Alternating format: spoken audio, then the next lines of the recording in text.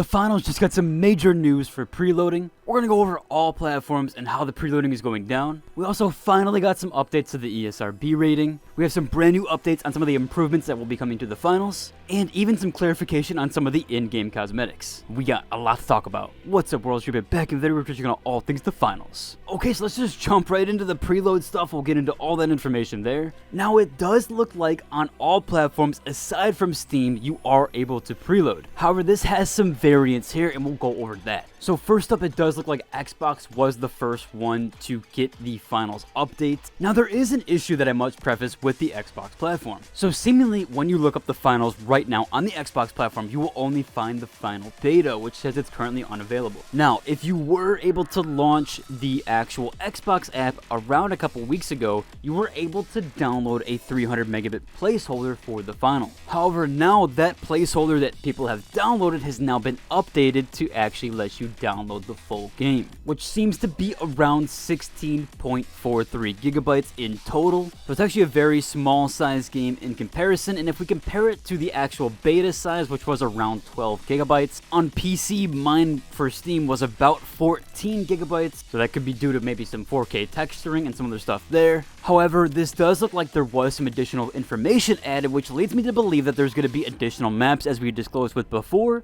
as well as some general improvements overall to the game, as well as some new content. Seemingly, when you play a lot of these beta games that come out close to their beta releases, their game size actually doesn't really change in size. This only typically happens when games do actually add some additional content after the beta release. There's quite a few major examples of this. One of them that I like to refer to is the Halo Infinite one, which this goes back all the way to 6 months when the original preview came out for Halo Infinite. In fact, the preview version of the game that came out 6 months prior was the same build as what they released. Now, of course, this is very specific to Halo Infinite, but you can see there are a lot of games that will not improve at all from beta to their actual launch, and that goes all the way for 6 months, or at least it seemingly happened in that case. But it does look good here that they actually did add more content, and yeah, a recent example would be Texas Chainsaw Massacre, which I do believe saw an increase from its beta, and yeah, there were several maps added to it, so there definitely was some increase there. Now, as far as the PlayStation platform, it does seem like some people are getting the update, and currently in comparison to the Xbox platform, when you do search up the finals, it actually leads to the finals page, and it doesn't call it a beta. In fact, it seems like it was renamed on the PlayStation Store just to the final. Now, some people are saying it says beta, some people it says it doesn't. When I look up online, it doesn't say the beta. I don't have a PlayStation to confirm this. I've only had an Xbox that I've been able to test that does say beta on it when you look up the finals. This one, however, does not. And in comparison, when you look up the finals on the Xbox website and you go to the direct web page where the finals used to be, or at least the page that people were going to download the preload file, that page now says that it's completely gone. Now, if you are on Steam or PC like myself, currently there is no way to pre-download as I'm aware of. In fact, when you go to the finals page, it just says coming soon, and there is no way to even add the game to your library sometimes like you can normally do. It just has the coming soon page and nothing else. So for the most part, it does look like the consoles are going to be getting their pre-download, and probably we're not going to get it for Steam. Seems like a lot of these games haven't been giving us the access to these games early because they can get data mined and go through the files. However, typically with Steam, they don't include the exe file, so you're not able to actually launch the game. However, there's still going to be tons of data mining done and tons of things going through the files. However, there is some Steam stuff that they can do where they can pre-pack the files, where they do get compressed and then uncompressed on the actual launch day. So I do hope this Steam does get the pre-download, as they can put it as these compressed or uncompressed files that are then encrypted and can't be extracted, at least up until the release date, and the extraction is typically very fast, especially if you have an NVMe or an SD. Now, we actually do have some updates to ESRB rating. So it looks like the finals actually did, or at least seemingly has gotten its ESRB rating for Xbox, which again, I can only check under the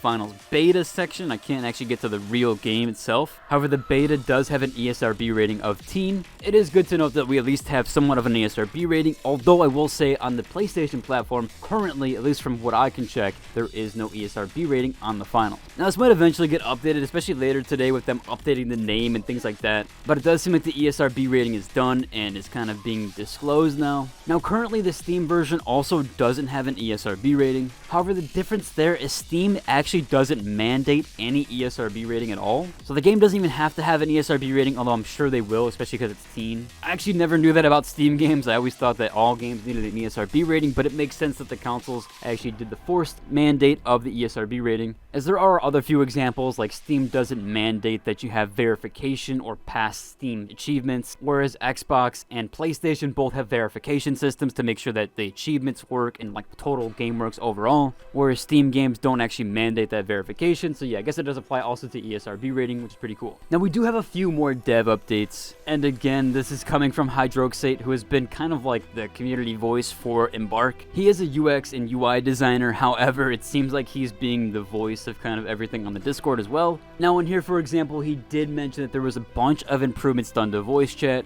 Mine being, I hope they make it auto join instantly and then you can leave voice chat of anything. And I also hope they do fix push to talk, as push to talk seemed to be giving issues where you would load into a game, push to talk wouldn't work, and you would have open mic, and then after a minute or two, then it would go to push to talk. Definitely an issue there for PC players who don't want to be constantly making keyboard noises into their mic. Now we do also have those updates to the actual cosmetics that are going to be in the store, as well as the shop items and the ones that you can earn in game. Now there's been a lot of discussion around cosmetics, whether you want to buy them or don't. I'm one that doesn't typically like to buy cosmetics. However, even if you do or don't or whatever, there is a disclosure here about the actual cosmetics being grounded in reality. So they're not going to add any anime stuff, but there might be inspired in the future, but nothing too crazy for now. And this is after all the stuff with Call of Duty having all the different skins, like the Nicki Minaj skin and all that stuff like that. I don't think those are too bad, but some of the stuff going like a little bit too far, especially with adding like Diablo skins and things like that. Some people have been a little upset that the cosmetics in Call of Duty have just gone a little too haywire and they aren't grounded in this kind of military simulator fashion. I don't really have a strong opinion on anything, of course, because I don't like paid cosmetics and never will. But it is good to know that people that do like to buy cosmetics, that these cosmetics won't be anything too crazy, and maybe they will eventually, but for right now, they're going to be more grounded. Now, of course, I haven't seen any mention of this or anything like that, especially because it's a free-to-play game. However, sometimes free-to-play games do have paid early access, and a recent example of this is Lost Ark. There was a $15 early access period. Again, this mostly pertains to like MMOs, kind of games that followed that suit of massively multiplayer online. But just to confirm here, again, Hydroxate, with both the cosmetic update as well as this update, he is also disclosing that there is no early access, which is good to know just in case, because you never know nowadays, especially with everything having paid early access. And again,